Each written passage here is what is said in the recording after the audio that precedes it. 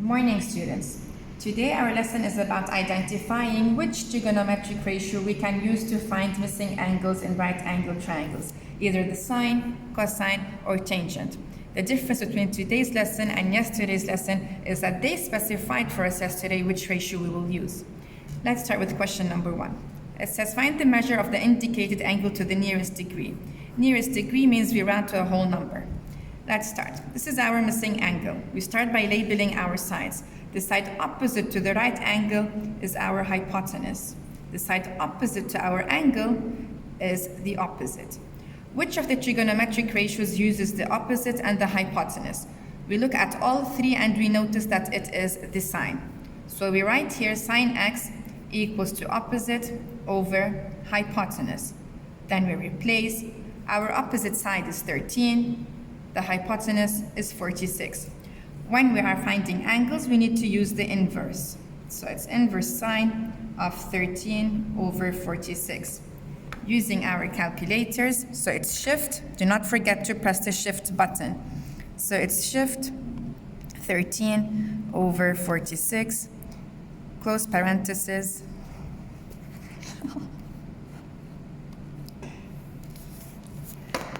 16.4 degrees. You want it to the nearest degree, so it's 16 degrees. No.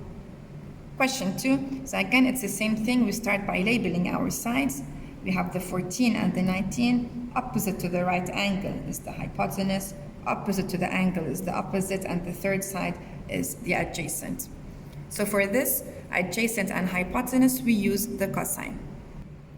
So again, we write the cosine axis adjacent over hypotenuse. We replace using our calculator, shift button, inverse of cosine, 14 over 19, we get x is equal to 43 degrees. Again, we are rounding to the nearest degree. For question 3, it's the same thing. We start by labeling. We have the opposite, we have the adjacent, so we are using our tan because tangent x is opposite over adjacent. Replace using our calculator with the shift button, we get that x is equal to 33 degrees. Now for question 4, we notice that we have 3 sides given. So we start by labeling.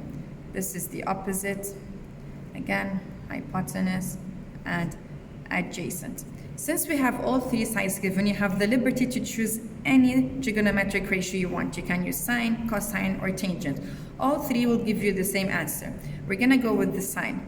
So sine x is equal to opposite, our opposite is 77, over the hypotenuse, our hypotenuse is 85.